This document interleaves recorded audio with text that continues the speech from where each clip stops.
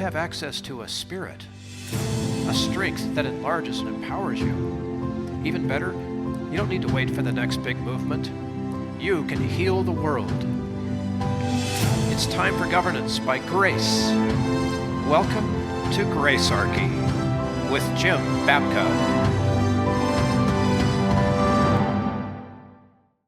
Welcome everyone to Gracearchy, brought to you by the Zero Aggression Project. Zap the state and have coffee on us. If you haven't had a chance to grab our mug yet, do that. It's really easy. We'll put a promo midway through the video and it'll tell you how. We're here today to talk about Angela McArdle, and before I get to that, I have to explain why I'm wearing shades. I think I can say this in one breath. Let me give it a try, Jim. Bilateral blepharoplasty with brow lift. So when all of that clears up and the bruising is gone, you'll see me back, in full face here. Today, though, we have an interesting opportunity. Jim shared a tweet with me by Angela McArdle, and it kind of, to be honest with you, Jim, it kind of like bugged me a little bit here, because the topic that we want to address is, how is it that spirituality intersects with libertarianism? And I think that's a good thing for us. The bigger question might be, how does spirituality interact with any politics?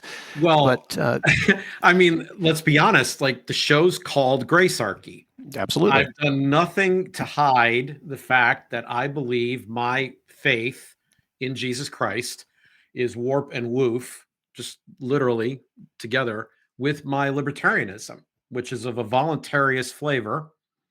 We just got through doing episodes not too long ago about Speaker Johnson, where we got into the book of Revelation, and I revealed for the first time on this show something that you've heard me say privately, that God is a libertarian. I don't mean that in the political sense. That would be anachronistic. I don't believe that God is a libertarian. It's a way of saying, bumper sticker wise, that the kingdom isn't coercive. Yes, the kingdom is voluntary. I believe that when I am in social settings and trying to figure out, okay, how do we organize society? I believe that organization needs to be incredibly voluntary, incredibly free, and that the expression of my Christian faith in that space comes out looking an awful lot like libertarian. I mean, like, so much so that, like, it is libertarian. That's what it should be. Like, I hear people talk about, like, this person has faith and that person has faith in the political sphere, and repeatedly I see them reaching for coercion, trying to elevate some specific moral command, normally given to people who are supposed to be in the kingdom, by the way, as a model for how to live life. But they want to elevate that and make everybody kind of live under their rule, whatever that rule is, whether it's we're not being compassionate enough on the left or we're not being sexually pure enough on the right. They come up with a set of rules that they want to bring to the table. And so to me, that's wrong. They want to bring them to the table. They might be good rules, but the mistake happens when they try to force all of us to use their rules. Correct. So coercion is key. Like, if you understand, that's like the unique sales proposition of libertarianism is that when it looks at our social setting, it says, okay, every problem can be solved voluntarily. Coercion is wrong. Coercion is, and it's wrong in two ways. There are some people who make these arguments. They're called deontological arguments. They're basically making moral statements, and from a proposition, they can deduce that it is immoral to use force. And they are 100% correct. But they like to fight for fun with other people who also like to fight for fun, who are pragmatists, who will point out no on a utility basis, on an economic basis. It turns out that freedom is the most efficient path. It is the thing that delivers the most happiness, harmony, and prosperity. Well, I say yes. Is it this or this? The answer is yes. It's both. It's not, to me, there shouldn't be any debate between the two. You want moral means, moral ends. Moral ends should look like they work, right? And it turns out that immoral means tend to subtract from the overall happiness, harmony, and prosperity that we're going to have on a straight pragmatic basis. So to me, I always thought that particular debate, which was mainly for fun, but not extremely helpful. Yeah, it doesn't really get us there. And by the way, if you're listening to this and you don't know what libertarians mean by the word freedom, Jim, I'd like your take on that. But we're not advocating, well, we are advocating anarchy. It's just not the anarchy that you think it is. Libertarians are not people who can do whatever we want because we think we can. Libertarians have a responsibility that goes alongside freedom to deploy it skillfully. Yeah. So my personal take on this has looked more and more like a philosophy called human respect. And the way I would explain this in just the most simple cookies on the lowest shelf terms is it's not just don't tread on me. It's much more so don't tread on others. I Sure. start to Yeah. realize I'm not this atomistic individual and it's all about me. I recognize that the degree to which I can have security is the degree to which that same security comes out of me. Let me say that another way. Um, People think that the way that they're going to be secure is to grab their guns or to have security in police forces or to have locks on their doors. And I'm not suggesting that those things might not be helpful. Okay. But they are not the key source, the primary foundation of your security. The primary foundation of your security is real simple. It's going to stun you how simple it is. No one wants to hurt you. And if you think about how we live our day-to-day lives, we go around in what security experts call condition white. Most people do, not paying any attention to their surroundings, not having really any fear. When something bad happens, it's always a terrible surprise, right? They're not watching for it. They're not on the alert. And so I'll ask people questions like, well, okay, wait a minute. Bill, you've been to a restaurant, right? Oh, sure. Yeah. Yeah. Waiter comes to your table, hands you a menu. Do you say, you know what, before we partake of any food, can I go back and meet the chef? Can I find out a little bit about them? Do you have any information about their criminal history? Do we know, can I see the process by which my food's going to be made? How many times since you've gone to a restaurant have you gone through that step? No, never, ever. You're actually behaving in very ridiculous fashion, Right? Because you're taking so much on, blind faith. On faith. Yes. I wasn't going to say trust, but yes. It is. It's trust. It's trust. And it turns out that trust is so incredibly important. It really deeply, profoundly matters. It's built into everything. It's built into everything. And when trust starts to break down, the entire social structure breaks. Yep, the fabric breaks. It starts causing cracks to start spreading out from that point. So minor things that you don't really think about as being all that heavy. Keeping an appointment, keeping a reservation. How much money is spent trying to get people to show up to an appointment these days? Oh, all these different reminders and stuff. Yeah. There's texts and voicemails and whatever. There's a whole industry around badgering us to remember things. So a friend of mine who owns a restaurant says that, and every time he goes to a different restaurant, he asks the host, what is your reservation rate? Right? How many people are not showing up on a given night? Yeah, right. It averages 25, 30%. Yeah. Most nights. But you can't overbook the room either. Can't overbook. So right there, you've begun to squeeze out some of the profitability that exists in the restaurant business, right? They've got so many tables. Are they allowed to overbook them? Is that honest on their part? Well, they're anticipating most people won't keep their word. But what if they have a night, and these nights do occasionally happen, where pretty much everybody does show up. And now people who made reservations are being forced to stand. Yeah. Right? So they're not keeping their end of the bargain. And this is the direct result of the fact that so many people are just, well, I decided not to go. Yeah. I didn't decide to call and cancel. I just decided not to go. Ghosting is real. And it's not good. So I met a man in the summer of 2024, born in Ecuador. And he was on his first visit to the United States. He was about 3-4 weeks into that visit at that point. And he says to me, you have nice things here in the United States. And then he repeated it, and I'm like, well, okay, thank you. Like, is that some kind of compliment, or, maybe there's a cultural gap? He's like, no, we don't have nice things in my country. You see, if they came to my country, they would get stolen at the dock. And if they made it to the store's stockroom, they would get stolen there. And if they made it to the shelf, someone would come and steal it there. Yeah. Right. So, and if you got it out of the store, you might get it stolen from you on the way home. There's guys that ride by on bikes and steal stuff. And so consequently, I'm about to sneeze. It's allergy season here. It's all right. We can edit it out. So what he's facing is like a spirituality problem. It is. It's huge. It's not a minor issue that people want to keep their word and do the right thing. We need that confidence. We need people to do the right thing in those situations. I mean, generally, in our culture, which might be as big as most of the world, there's a high level of trust that goes along with doing what you say you're going to do. Right. Now, this doesn't apply to the political realm. I'm just talking about the basics, folks doing what they do, kind of. I could trust my colleague in China to do what they say they're going to do, even though the Chinese government is as messed up as the American government, right? It's like there's that basic one-to-oneness where it works. Yeah, what happens is people start dehumanizing and thinking they can get away with not being courteous, Oh yeah, not this being won't bother anybody if I take no, this, no, like the restaurant won't miss me, or it doesn't matter, or I don't owe them anything, or whatever their issue is. But this self-centeredness, this it's all about me mentality begins to break up that fabric. If you say don't tread on others, then you don't harm others. That means you don't hurt them, you don't threaten them, you don't take their stuff. It also means that you keep your word. So if you say you're going to be somewhere, you got to be there. And if you can't be there, you need to call. Is this where Angela's going in this tweet, where she's lamenting the lack of spirituality? Maybe. I don't think so. We're going to put this tweet up in a second. But I want to wrap up this point that we've been kind of introing on, and I didn't expect to go on this long about this, but this show. So this tweet comes to us from a listener, and they said, well, they're expecting me to comment on this. Basically, they want to know what I talk, because we are talking about a Gracearchy. So that means a place free of coercion, but it means something more.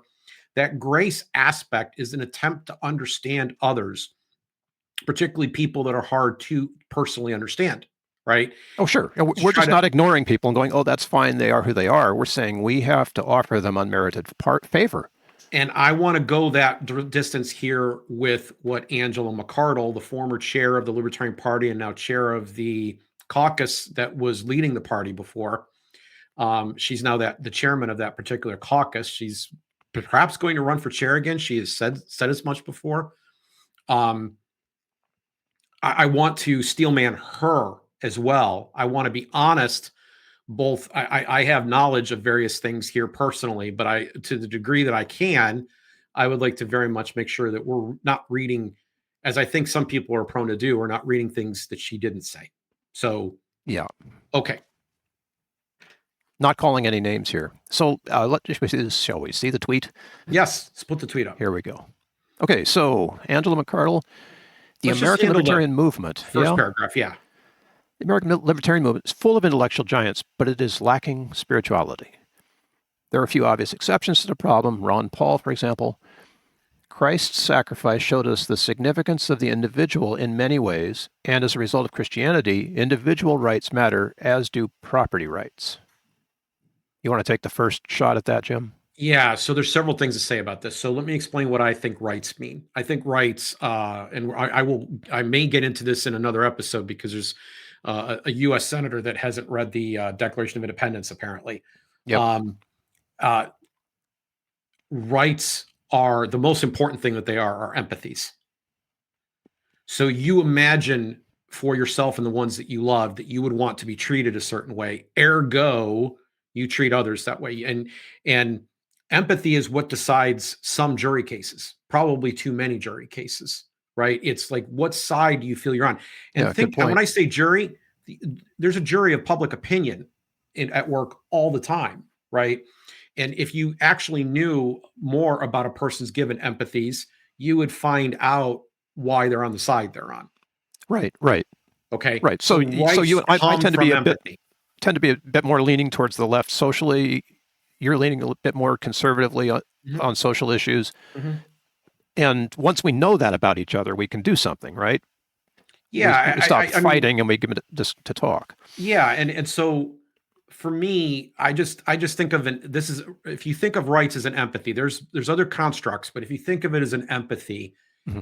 then you're going a long way towards understanding it. So when she's talking about what constitutes rights or where rights come from, and she's saying they come from, she is suggesting that they come from a Christian milieu. Now, I happen to believe and agree with this 100%. We have spent time here talking about Rene Girard and his approach. And in that approach, you find that there is a failure to understand, but instead imitate human beings. Yeah. And then a sacrifice emerges. And this is what basically builds virtually all states and governments and all religion, right? Some sacrifice happened to make that religion. And even the term religion means to rebind, right? So the act of sacrifice creates that rebinding. And because of Girard and others, because I have more than one strain of thought on this, I believe that this notion of sacrifice is incredibly important. In Girard's case, it was of a scapegoat, but there's other types of sacrifice that we engage in as well. And that sacrificial system that Girard was identifying, he basically said anthropologically, we are finding in the origin of culture in a murder. And then what happens subsequent to the murder is a mythology builds up. And over time, the mythic character who was sacrificed becomes part of a story that removes some of the gorier or more terrible elements from it. And the victim becomes converted into some kind of deific figure who literally says, do bad to me. And Girard says, he uses Oedipus as his example. Yep. Oedipus basically tells the people, Jonah does the same thing in the Old Testament. Throw me in the sea, he says, right? So that they announce that they should be the sacrifice. Take me and punish me, and then everything will be better.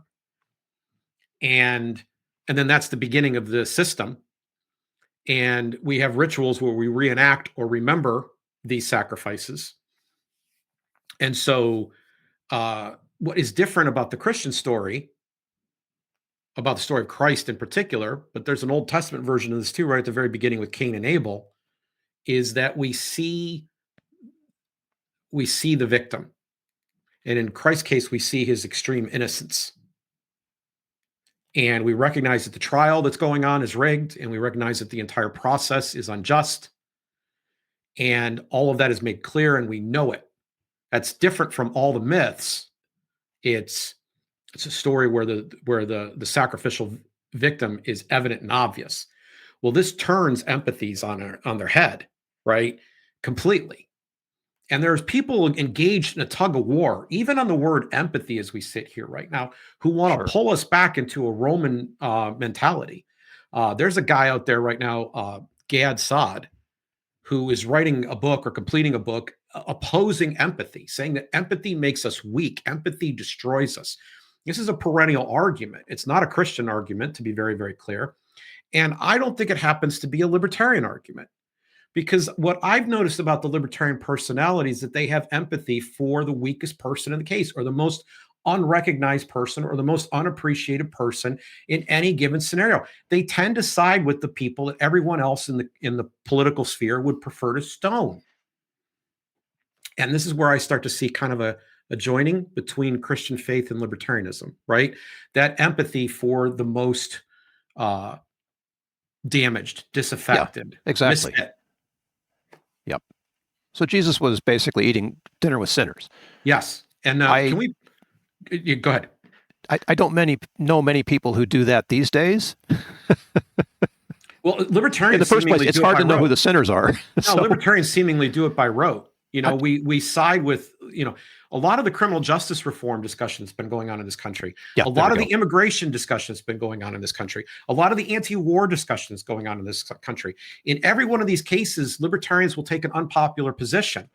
And then they will be told, I know why you're so politically ineffective. Yes, because we're siding with the person who's voiceless. Yep. Which to me is a very Christian trait. Yep. Okay, I'm with you on that. Can we put her tweet back up on the screen? Sure. Okay. So she points out the importance of the individual, and Christ's sacrifice is one of the things that makes that clear. One of the overarching values that we have here on Gracearchy, we have two basic and very, very important metaphysical concepts that matter to us. And the first one of those is the Imago Dei, which is image of God. We are made, according to Genesis, in the image of God, male and female in the image of God. And so that means that every person is unique and special and valued. They're valued first by God, and by extension, they should be valued by every one of us. They all matter. And this even affects how I personally, as a libertarian, look at economics, right? So Henry Hazlitt, take, economics in one lesson. The book I think Congress should actually have to swear an oath on, because that lesson in there is that you have to take into account all of the effects. You have to take into account the ones that are immediate and short term and the ones that are long term. And then you have to measure all the impacts on every affected party to get a full picture. You can't make a decision, an economic decision about what's the best path without that knowledge. And by the way, that knowledge is nearly impossible to calculate. So the bias should be not to mess with things. Okay, well, I get there and recognize that the reason I want to measure all of that is because every one of those people matter. Every Yeah. one of their happiness matters. Yep. Every one of their ability to flourish matters. And we will all be better off if I place my bets on that side of the ledger. Ron Paul, we're going backwards up through the first paragraph. Ron Paul does not wear his faith on his sleeve. It's an open secret, but you hardly ever, ever, ever, ever hear him talk about it. I have talked about it more in this show than he will talk about it in a 3 or 4 year period.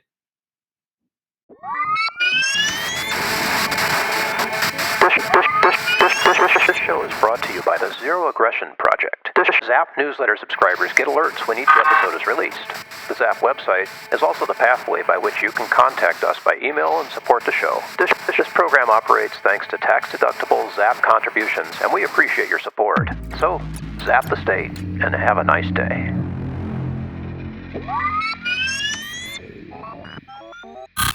Okay, now we come back up to the top line, which is lacking spiritually.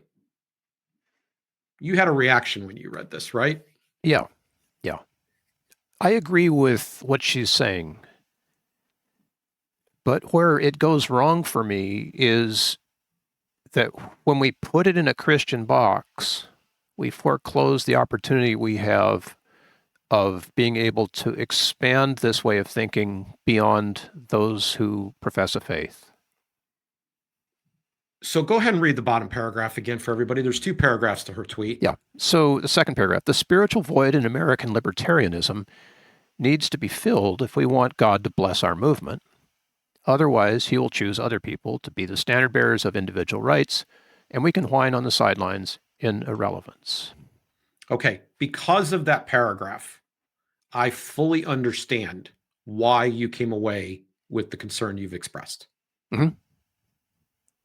Completely understand.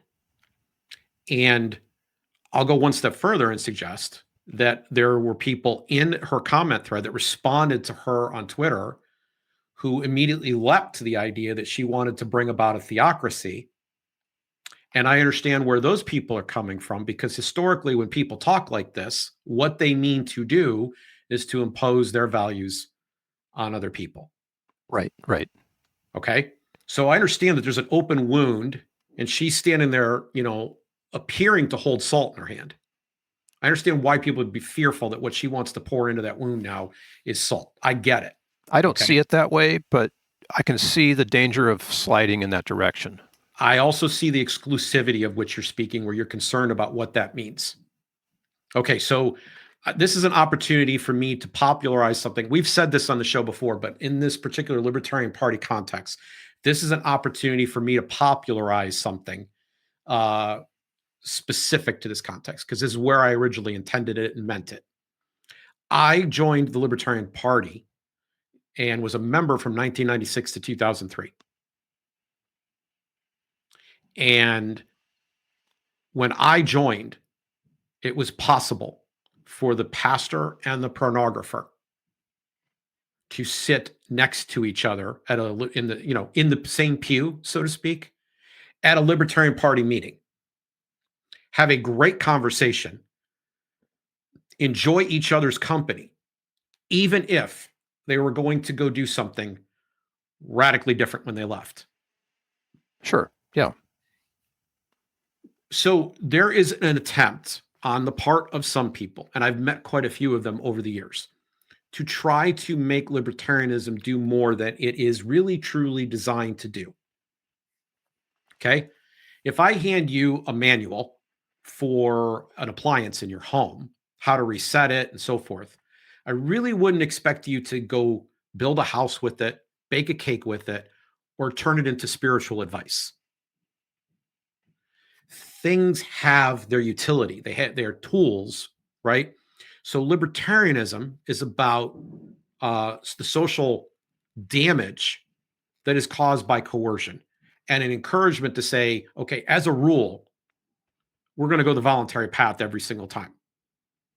Okay. Again, going back to the top of the show, whether you argue that pragmatically, which I can, or you argue that morally or deontologically, which I can also do, or both, which I believe you should. You can get there and recognize that, heuristically, like as a bet, the bet should be placed on not interfering. The bet should be placed on not trying to control through force. Yeah. Okay. And that's all it's supposed to do. So when you come along and you say, well, no, it actually, tells me how to raise my children. I don't think it does. No, it doesn't. It tells me how to do, a whole host of other things. No, it doesn't. It really just does this one thing. It deals with our philosophy for societal interaction and governance. That's really what it's all about. Don't break things, don't hurt people. It's pretty simple. Okay.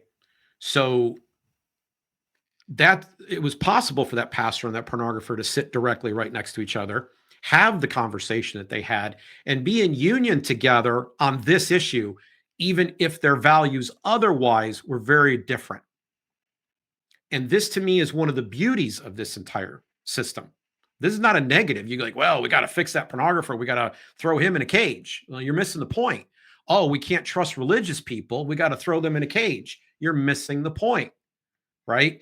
These people found a way to live their own values at their own expense. They made their way in the world. They found people in a community that wanted to be with them. And they recognized that their security was found in looking out for someone who was different from them. There you go. So this is the point that I have about relationship, and I've mentioned it before. Individuals are great, but you can't have a bunch of individuals who don't work together and expect to get anything done. And libertarianism is about having individuals that work together to get things done. I don't know how else to say that. The rules, you've mentioned the rules already. We don't hurt each other. We don't break things. Yeah, it doesn't mean that we don't care about the exact same social issues at all. It doesn't mean that some of us aren't more progressive and some of us aren't more conservative. It doesn't mean that at all.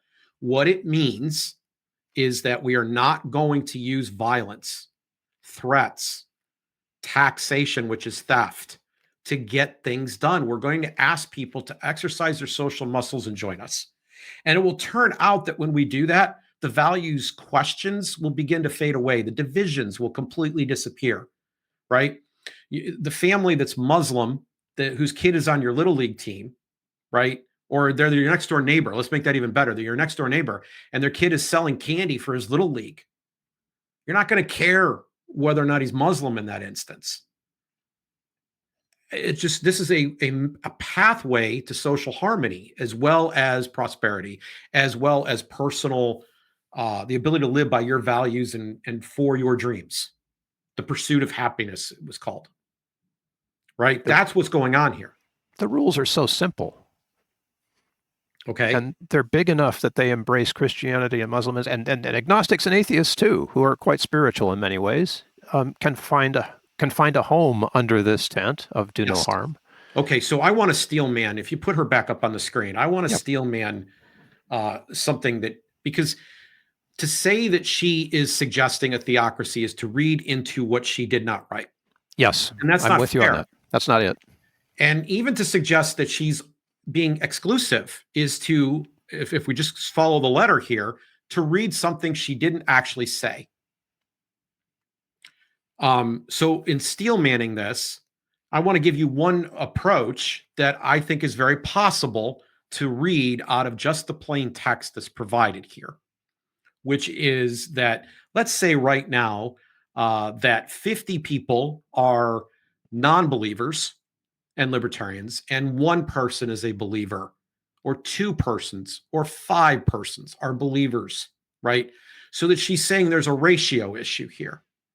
that if more people stepped up and said, we are people of faith, so that we would have a matching, let's say, complementary 50 people who said, we are people of faith. Spirituality is important to us, and we're motivated to come and participate because we recognize how Christ sacrificed in us. We see that you have rights because Christ died for us. That's part of how we get here, right? And she's saying that the movement is going to benefit directly from more of those people. You can infer, Steelmanning, you can infer that that's what she's trying to suggest here. And by the way, she did actually tell people she didn't mean the other two things in comments that occurred below. Good. Okay? Yeah, I'm good with that. We still have a problem. I've met Angela. I think Angela is a hard worker. I think she's a true believer in what it is that she's doing. But she and the caucus that she leads actively smeared Chase Oliver in his run for president. Dividing the party, weakening the campaign. Now, in Angela's case, she recognized her fiduciary responsibility as chair during the campaign and avoided saying things publicly, but she didn't hold back privately what she felt. And she was trumpeting the relationship she had with Donald Trump and suggested even a national strategy for the party that would attempt to make sure Biden was defeated. Well, what does that mean? So, the stuff that was said by her closest allies, the most visible spokespeople in the Mises caucus about Chase Oliver, still resonates and rings to this day. Stuff that is so bad, I don't want to repeat it. But the implication was that his sexuality was extremely perverted to a very disgusting point, and that he couldn't be trusted on that basis. He couldn't, let alone voted for. Now, I can understand disagreeing with somebody's cultural positions. I really can. And if you thought that those people were bringing those ideas to the table and they intended to govern that way, but that's not what he chose to govern by. And in fact, he didn't talk about those related issues unless he was forced to bring them up, because they were not part of his campaign. It wasn't that he was hiding anything. He was an openly gay man. But being gay, if that's your problem, and they went much further. The charges they made against him were much, much, much uglier. And so I now start to read, and so does the person who submitted this to me. I start to read this tweet a slightly different way because of that personal knowledge. And I even begin to understand why people responded to things she didn't actually say here. Mm-hmm. Mm-hmm. Okay, I think this is important enough to raise. This negative aspect that I'm bringing up right now is important enough to raise because the Libertarian Party has lost its way. And I have enough friends in the Mises caucus that I can say out loud and confidently, they didn't start the fire. There was a quality control movement in place inside the Libertarian Party to try to dilute or reduce the number of people who were kind of Ron Paul leaning and more culturally conservative personally. And an explicit effort to support a candidate who came from outside the party, who had mainstream accepted status, who was much more what I like to call cosmopolitan. And I will tell you, if he had been the nominee in 2020, I am 99% sure I would have voted for him. Even though, in my opinion, his libertarianism was wishy-washy, I probably still would have believed he was the best choice available. Once the party has made that decision who they're going to nominate, that's the candidate. Now, you personally can make a decision to say, you know what, I can't go there. I'm not going to vote for that person. But if you hold a party office or party leadership position, then you don't have that option anymore. You're obligated. You're obligated. You're on the hook. And if you can't do it, you need to resign your post, which did not happen in many cases, including Angela's. And by the point that the caucus that she leads comes along and takes over the party pretty thoroughly in a way that nobody had ever seen before, and then invites Donald Trump to come speak at the convention, and then begins organizing and doing things after the nomination to assist that campaign. They're misusing a tool that doesn't belong to them because they are not fighting an establishment. They're fighting a wing of their own party. So it doesn't matter who started it. It keeps going and it keeps escalating and it keeps getting uglier and uglier so that one set of libertarians no longer talks to another. In other words, the cosmopolitans can't sit next to the conservatives in the same pew at the party event and have a conversation where they come away agreeing. We can go full screen if you want now. So I have a question about this because you know how it's often said in pseudopsychotherapy that the thing that you are criticizing is the thing that's wrong with you. So this tweet might be very self-revelatory when it comes I have to a that. hard time going there because to do that is to try to guess at somebody's motives, and I tend to my bias is that is inherently ungracious. Okay, so let's take the tweet for face value, though. I will say that happens a lot. We have seen a lot of thou doth protest too much. It's happened. So that when it does occur, I'm not the least bit surprised.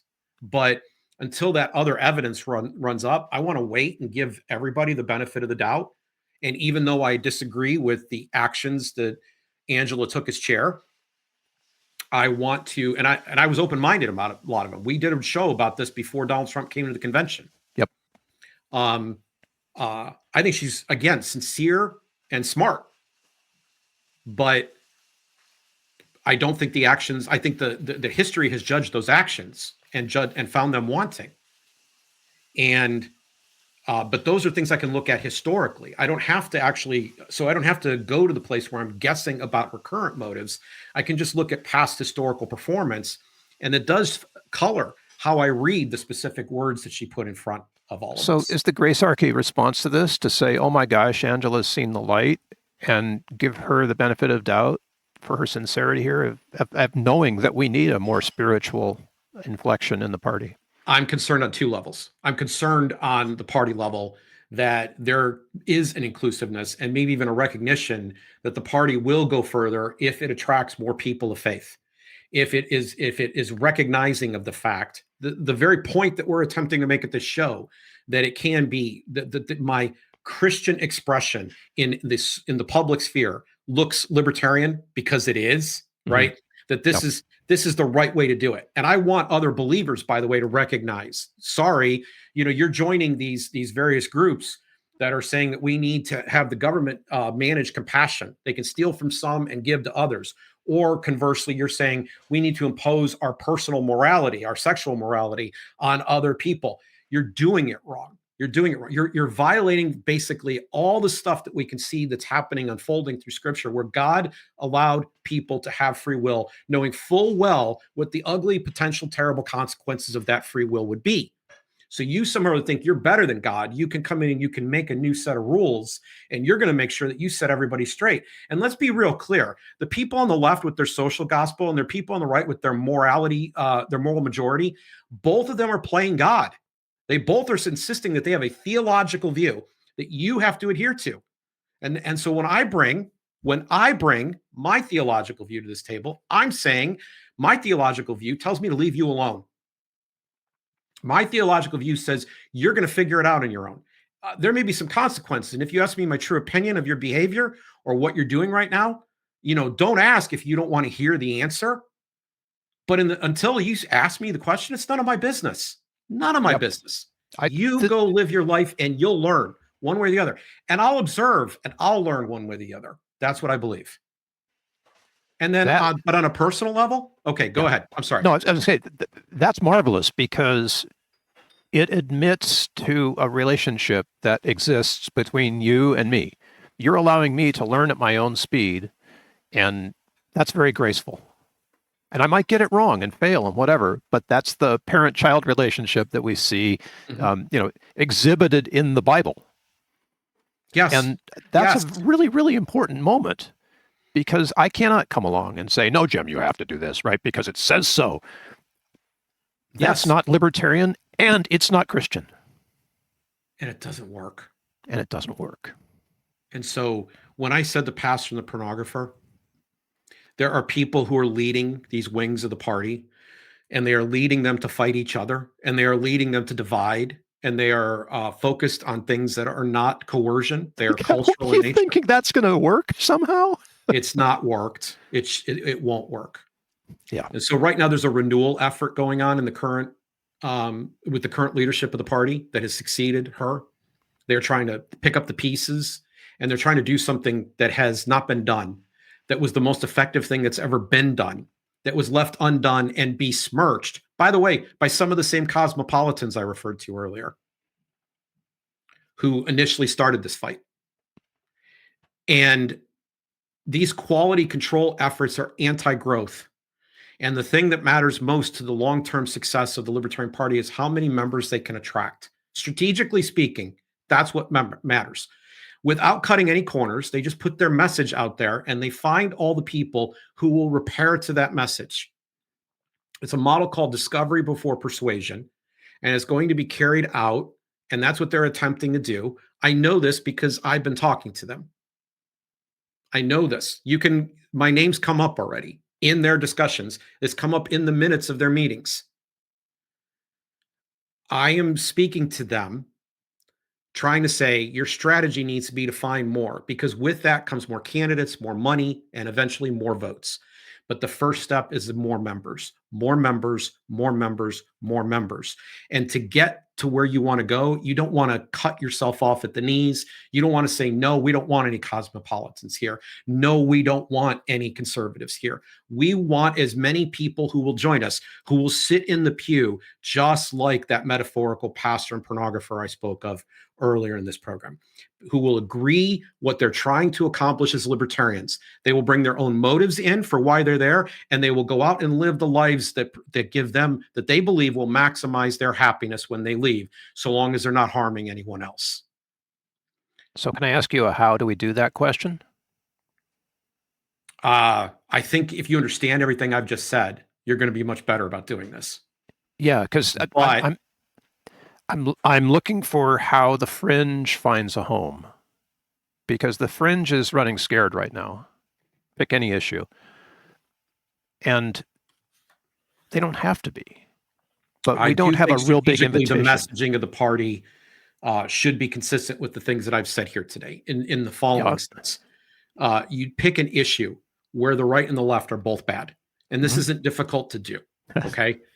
And in fact, I would go further. This is one of the things that's been one of the mistakes that they've made messaging wise over the years. They've said, well, we're socially liberal and fiscally conservative. Now that was worth an experiment, and Gary Johnson ran it, and he did pretty well with it, but the party did not have any lingering growth effects from it.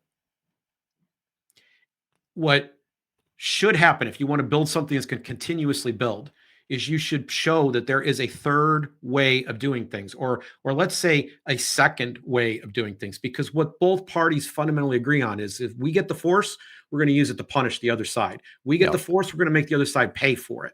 That's what they both fundamentally believe. And so they are at war, and we are offering peace.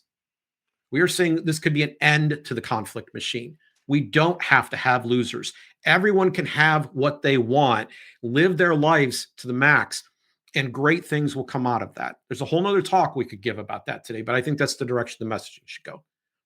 I also believe, and this is the second thing I was going to bring up, that there is a specific situation going on here in the presentation of Angela's tweet. And that is that she has said that she's running for chair. I still believe she intends to, or she will put up a candidate who will.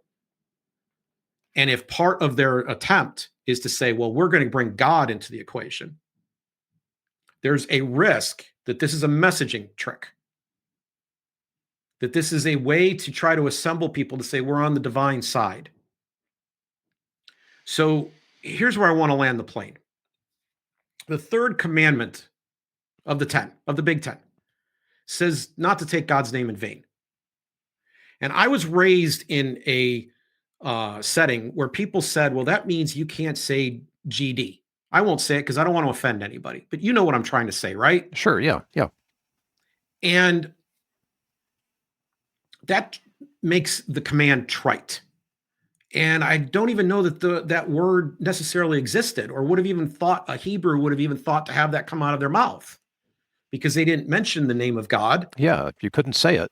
You couldn't say it. So it just doesn't make any sense to interpret the verse that way. And that was what we were taught. Well, why were we taught that? Because it steered you away from the real problem, which might have even been going on in the religion or the ministry that you were observing at that moment, which is, it's a funny coincidence that when someone says give, sits here and looks at a camera and says, send money to God, it ends up being my address and my bank account into which the money gets deposited, whoever it is behind the camera.